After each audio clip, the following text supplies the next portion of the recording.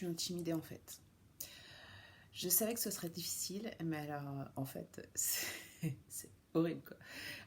Pourtant, je suis toute seule et malgré tout, j'y arrive pas quoi. Si je me mets comme ça, vous me voyez pas. Et pour autant, je suis quand même intimidée. Bon, c'est sans doute d'exprimer les choses à voix haute, avec des phrases distinctes qui me rendent ouais, timide comme ça.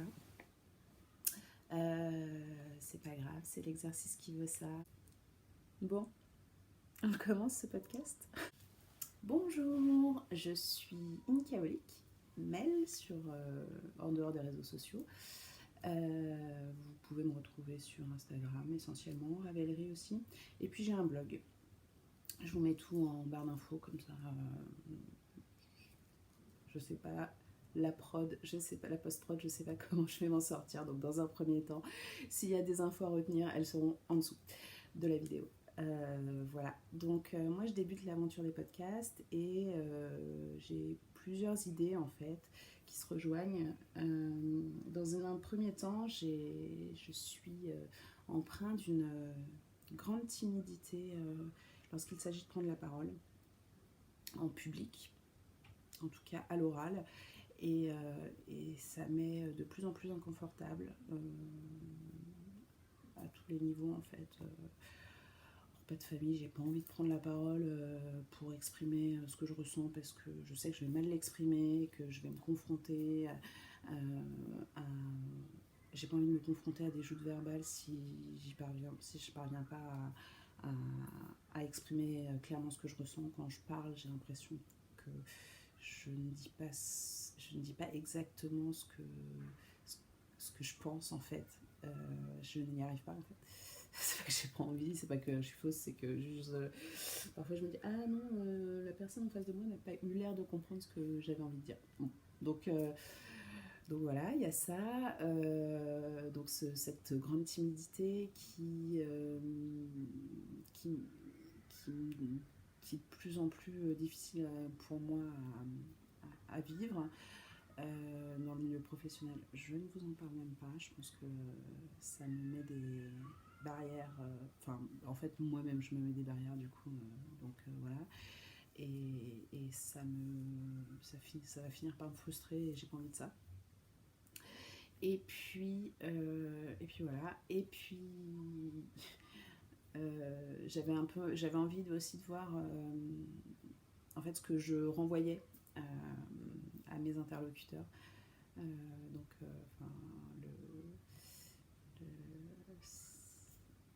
On va voir. On va voir ce que ça donne. Donc j'ai pris pour objet de ce podcast ma passion en fait, le tricot, parce qu'autant joindre l'utile à l'agréable. Et j'avais envie de vous parler, de faire les choses de manière un peu moins conventionnelle, qui est de présenter les choses, enfin, ce qu'on voit beaucoup en ce moment en fait, enfin, depuis que les podcasts tricot existent, c'est je vous présente mes projets finis, je vous présente mes projets en cours, mes projets à venir, la laine que j'ai achetée, la laine que j'aimerais acheter. Voilà, cette présentation un peu, enfin cette liste un peu à l'après-vert, bien qu'elle me plaise chez certaines personnes, voilà, j'avais pas l'impression d'apporter quelque chose de plus en faisant les choses de cette manière. Donc j'ai pensé ce podcast un peu avec une approche un peu différente. Et donc l'idée ce serait d'échanger. Parce que bien sûr, comme je suis timide, je vais inviter des gens ici pour partager le poids de la difficulté à parler face à une caméra. Donc voilà, donc l'idée c'est de partager avec les personnes que je recevrai, mais aussi avec vous. L'idée c'est quand même de parler, d'exprimer les choses. Vous voyez là, c'est de ça dont je parle. C'est ça qui est compliqué pour moi. Voilà, et après, tu ne sais pas rebondir. Voilà, tu te dis, putain, tu vas un manche passe, tu vois que la personne en face de toi, tu es en train soit de la perdre, soit de l'interloquer. Enfin, voilà, ce regard-là, je le vois. Bon, alors, trêve de plaisanterie. Donc l'idée, ouais, ce serait de partager avec les uns, enfin, avec des copines à moi, dans un premier temps, hein, parce qu'on va faire ça à ma mesure. L'idée, ce serait de partager avec les uns et les autres sur le tricot. Et puis enfin, je veux dire, pour moi, le tricot, c'est une boule à facettes avec des milliards enfin, milliards, j'exagère, avec une multitude de petites entrées, en fait. Enfin, je veux dire, moi, je suis venue au tricot pour certaines raisons, toi, t'es venu au tricot pour d'autres. Enfin, et finalement, c'est cette passion commune qui nous rejoint. Peut-être qu'on se serait jamais parlé autrement, enfin, sans doute même. Et pour autant, on peut parler toutes les deux pendant des heures, tu vois. Enfin, je dis toutes. Ah oui, alors, je vais m'exprimer au féminin parce que, messieurs, vous êtes peu nombreux et après tout, je pars du principe que s'il y a plus de filles que de mecs, et ben, on va le faire au féminin. Voilà, je jette un petit pavé dans la mare. Je pense qu'on y reviendra le long de ce podcast. Voilà. Et là, j'ai une bouffée de chaleur parce que, alors, d'une, je suis un petit peu intimidée, tout ça, je parle à l'oral, en plus toute seule. Enfin, c'est très bizarre. À la fois, je me vois, à la fois, je parle toute seule, mais en même temps, je sais que je vais être vue, enfin, au moins par 3 personnes, quoi, enfin, voilà, qui ne seront pas ma mère, mon mec et ma fille. Et donc voilà, donc j'ai chaud parce qu'il y a tout ça. Je pense à tout ça tout d'un coup, tu vois. Le côté, tout d'un coup, je sors de mon cerveau et je me dis, attends, là, qu'est-ce qui se passe? C'est n'importe quoi, voilà. Et de l'autre, je porte quand même un pull en alpaga. On va y revenir.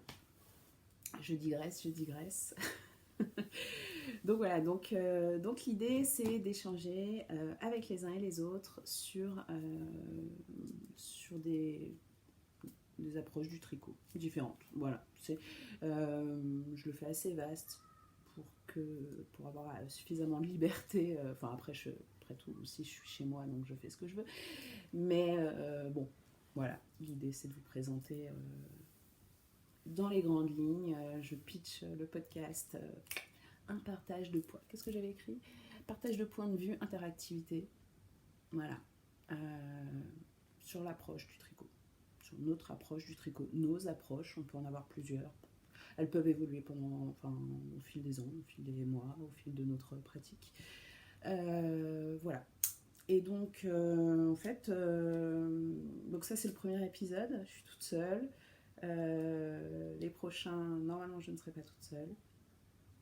Mais il faut bien tester le matériel, il faut bien voir si ça fonctionne, si c'était une bonne idée ou pas du tout. On arrête là. Et c'est un délire à qui j'ai parlé à 3 personnes, dont... Voilà. Ça aussi. Je fais une faute de grammaire? Ah oui, peut-être, je vais essayer là. Non. Voilà. Donc l'idée, c'est de discuter tricot avec vous. 8 minutes où je n'ai dit que ça finalement. Donc parlons tricot. Donc pour ce premier épisode test un petit peu, qui ne sera peut-être pas en ligne hein, d'ailleurs, je me mets quand même en situation du direct, en tout cas d'enregistrement, et j'avais envie de vous parler d'un pull que j'aime, qui a eu l'air d'être apprécié dans Ravelry, si j'en crois le nombre de mises en favori. Donc pour les non-initiés, si vous voulez rester, Ravelry, c'est une base de données qui se situe hébergée aux États-Unis. Enfin, c'est pas le problème, peut-être même pas hébergée aux États-Unis. Bref, c'est une base de données tricot où on trouve des milliers de patrons avec des milliers de versions, parce que en fait, c'est à la fois une base de données, un réseau social, voilà, où toi, simple tricoteur, je repasse au masculin, simple tricoteuse, tu peux créer ton profil et mettre tes projets que tu as tricotés en lien avec des modèles, des patrons que tu as pu acheter via cette base de données. Enfin voilà, donc c'est une base géniale, franchement géniale. Euh, les acharnés du français diront que c'est un peu le problème. Ce n'est pas en français, encore que nos amis, nos cousins du Québec ont travaillé a priori avec, avec les propriétaires de Ravelry et il est possible de switcher en français, mais alors toutes les fonctionnalités ne sont pas en français.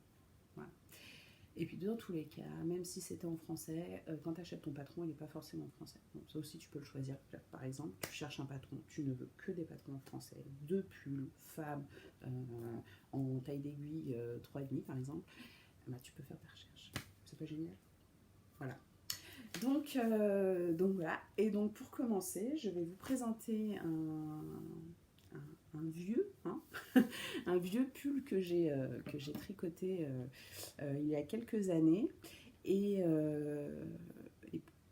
sur lequel j'ai un avis mitigé en fait. Et donc, je trouvais ça intéressant de commencer par celui-ci.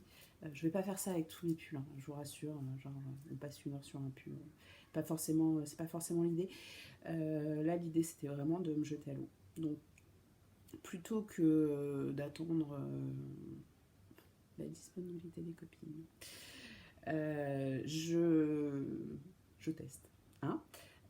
Donc voilà, donc là il s'agit de mon pull Olsen. Vous voyez pas ce que je fais, hein. En fait je suis en train de parce que j'ai à peine préparé mon truc, enfin j'ai pas préparé mon truc, je pense depuis quelques jours à ce que je vais dire, des idées, des machins et tout. Au final tu te retrouves 2 fois dans ton écran, en plus oui, je fais ça avec ma tablette donc je me vois en grand, c'est hyper perturbant, je vais peut-être pas rester comme ça d'ailleurs. Mais bon, j'avais pas forcément pris des notes sur exactement tout ce que j'allais dire.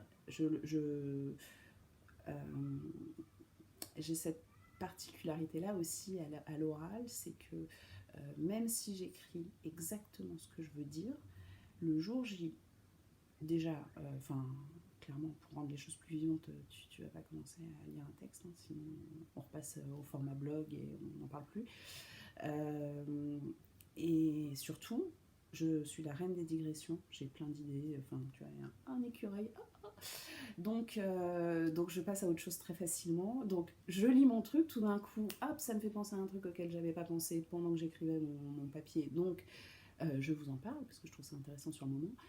Et alors là, après, reprends le fil de ta discussion. Non, ça marche pas. Ça marche.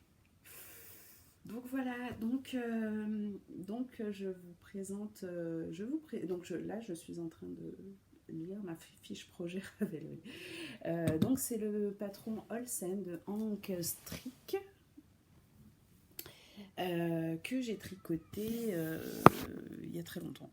Voilà, 2016. Enfin très longtemps.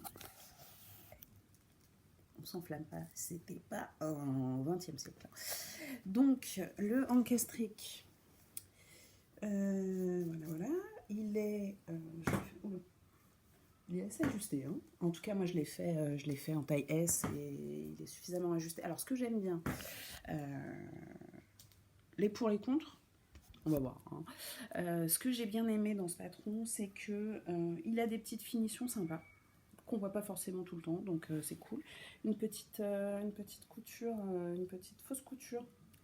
En fait, c'est une maille.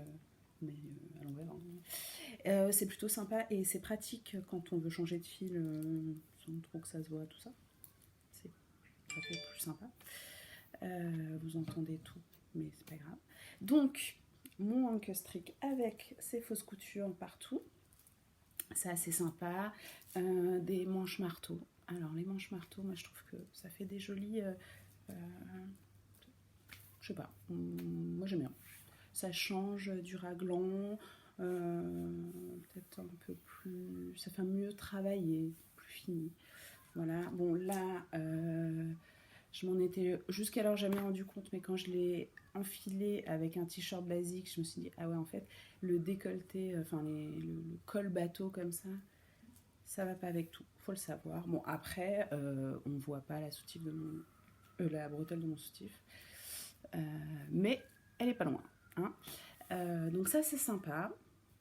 Ça, c'est sympa. Petite finition. C'est pas un icord, je crois que c'est des mailles en verre. Enfin, du coup, ça roulotte dans l'autre sens. C'est pas mal aussi. Qu'est-ce que j'ai aimé? J'ai appris à faire de l'intersia avec ce modèle. Hop. Donc, hop, tu passes là. Voilà. J'ai appris à faire de l'intersia avec ce modèle. Donc, parce que, comme vous le voyez, en fait, le gros color block qu'on voit là, il commence avant la fin du raglan. Et du coup, là, le début du color block continue là, mais alors pas là, vous voyez. Donc en fait, là, on fait des allers-retours avec du gris, tandis que là, on est en peach. Voilà, donc ça j'ai trouvé ça sympa et puis c'est sur peu de mailles finalement, vous voyez, c'est sur quoi, 5 cm, 6 cm. Voilà, on n'a pas trop le temps de se lasser, si on fait des erreurs, bon en plus c'est bon ça passe quoi. Je me dis que pour un premier Intersia c'est pas mal. Voilà, ouais, vous voyez les côtes, en fait c'est pas des côtes, c'est du point de riz brisé, je ne sais plus, j'ai pas révisé encore une fois. Mais bon, ça fait l'effet côte dans le sens où ça ne roulotte pas et que ça finit le modèle. Alors, quelque chose qu'il n'y avait pas dans le modèle que j'ai voulu faire, c'est à l'époque où j'avais tricoté sur mon Tricote-moi un mouton de la maisonnerie Lily, qui a lui aussi qui a des petits détails sympas, et notamment un petit détail, vous voyez, la finition formatée un petit peu comme une tulipe, là en fait c'est une histoire de raccourci, que je trouvais sympa, et surtout que je voulais tester. Je crois que je l'ai fait avant le dessiner un mouton, et je voulais tester avant, voir si j'aimais bien ou pas. Bon, résultat des courses. Je trouve que ça fait un peu fouillis. Alors peut-être que j'ai mal tricoté aussi, hein. Il y a le côté un petit peu fouillis à cause de l'alpaga qui débourre un peu, enfin qui est un peu plucheux, donc voilà. Je sais pas si je suis fan. De toute façon, de deux choses. Une, soit je me sépare de ce pull parce que je le trouve très beau, il est très sympa et tout. Enfin, quand je regarde les photos, je les trouve. Je vais peut-être me remontrer. Je le trouve très sympa. Maintenant, je trouve qu'il va pas bien avec ma garde-robe. Enfin, je le mets jamais en fait. Je le mets jamais. Et alors, j'en viens à ou l'un ou l'autre. Je le mets jamais aussi parce que donc c'est de l'alpaga. Là, je commence à avoir super chaud. Enfin, le gris est en alpaga et l'intersia est en mérino, voilà. Drops pour le gris alpaga, et pour le mérino c'est de la Madeleine Tosh, je crois. Donc et finalement en fait ça choque pas trop que l'un soit plucheux, enfin l'un soit dufteux et l'autre non. Voilà. Moi je trouve que c'est sympa. J'aime bien justement ce gros contraste quoi. Quitte à faire du color block, on y va à fond dans la matière, dans la couleur, tout quoi. Et donc il est très chaud. Clairement, moi je travaille dans un milieu où les gens sont en costume noir ou bleu marine du 1er janvier au 31 décembre. Du coup, déjà je suis un petit peu, parfois je suis un peu limite. Ça clairement ça passe pas quoi. Même en séminaire ça ne passe pas. Enfin genre, oui venez décontracter. Mais enfin Gonzague, pourquoi tu as mis un polo enfin bon bref. je m'égare, je m'arrête. Voilà. En revanche, donc, très chaud. Je ne peux le mettre que le week-end. Et clairement, j'ai plein de pulls que je peux mettre que le week-end. Et surtout, il a un défaut, donc du fait de sa chaleur et du fait que, à l'époque, j'étais un petit peu flemmarde de la Manche, hein, la Sleeve Island, on en reparlera aussi dans un prochain épisode, je pense. Donc voilà, donc ouais, j'ai fait au plus court et je me suis dit, oh, 7/8, bon, soyons francs, c'est plutôt 3/4, hein. On va s'arrêter là, hein, c'est bien sympa, j'en ai marre, il y a un prochain projet qui m'attend. Non, je suis un peu moins comme ça. Je savoure les choses jusqu'au bout, même si je reste toujours très impatiente, mais je me dis non, tant pis, quitte à refaire, quitte à revenir dessus pour le mettre, parce que sinon, sinon c'est que du process, pas du product. Donc voilà. Donc oui, donc je m'étais arrêtée aux 3/4, sachant que c'est un pull chaud, même s'il est fin, hein, c'est de la fingering, pas de souci, mais l'alpaga c'est ultra chaud. Ouais, mais si t'as froid sur ça, non, en fait tu vas pas le mettre. Donc ça allié au fait que la tulipe là c'est sympa, mais finalement c'est pas ce que je préfère, et puis ça va pas forcément avec le pull.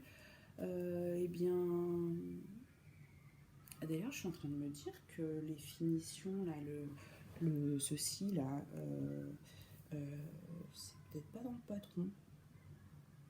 Bon, le problème n'est pas là.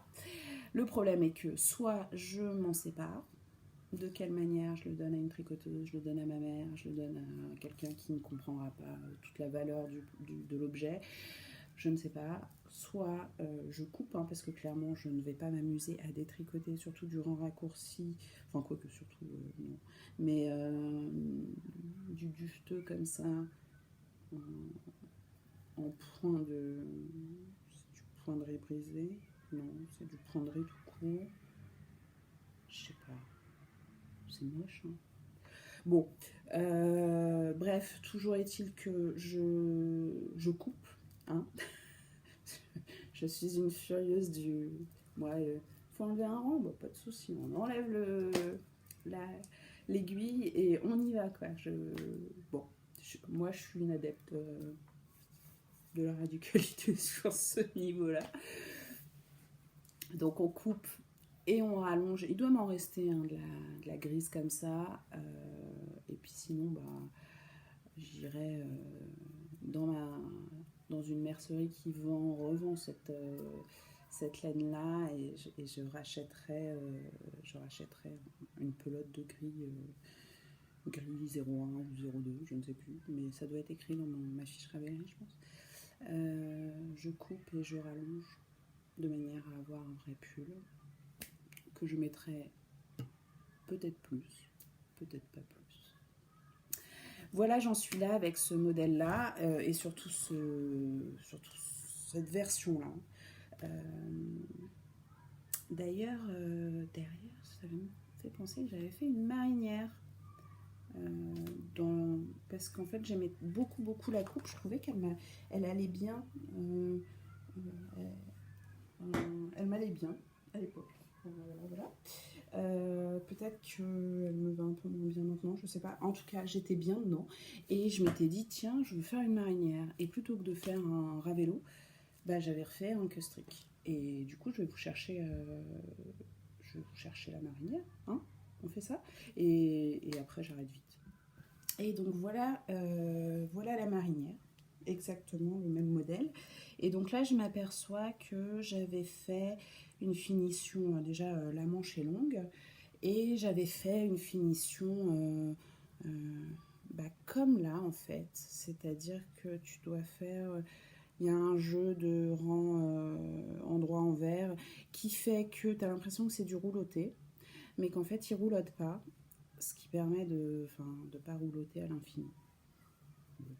Voilà, c'est sympa. Et donc ça, c'est de la Filcolana. Je comprends mieux les trous, en fait. Tu sais, quand t'es toi derrière ton écran, tu fais, mais enfin, tu sais bien. Bon, et là, j'ai tout qui me vient en tête, sauf le fil en question. Donc il y a Tilia, il y a Perminia et il y a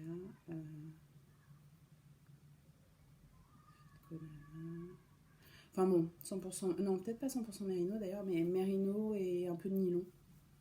Et parfait pour les tricots bébés et enfin les tricots que tu as beaucoup à offrir, genre à la fois pas cher et à la fois bonne cam et voilà. Donc ouais, donc j'avais fait cette marinière que je ne mets pas non plus d'ailleurs, mais il faut dire que je l'ai finie avant, enfin en étant au premier trimestre de ma grossesse. Et j'ai dû le mettre une fois, puis après je me suis dit non, maintenant ça se voit, enfin imaginez voilà. Hein. Non, ça se voit, je m'arrête, j'arrête de le mettre, et puis en fait après, bah, t'as les kilos de grossesse à perdre. Et puis maintenant que les choses sont à peu près rentrées dans l'ordre, bah, faudrait découvrir sa garde-robe, puis il faut qu'il fasse un peu plus frais dehors aussi, hein, soyons francs. Voilà. Donc en fait, je m'aperçois que j'aurais pu sortir les deux de l'intérêt de réfléchir un minimum à ce qu'on va dire et à pas partir en freestyle. Voilà. Ça ne perdra pas de sa spontanéité malgré tout, soyez-en sûrs. Voilà, voilà. Bah écoutez, pour un premier épisode, on s'arrête là. Moi, je suis très heureuse de finalement d'avoir pris un peu plus d'aisance face à la caméra. J'imagine que ça ira de mieux en mieux. J'imagine qu'à un moment donné, tu la vois même plus. Voilà.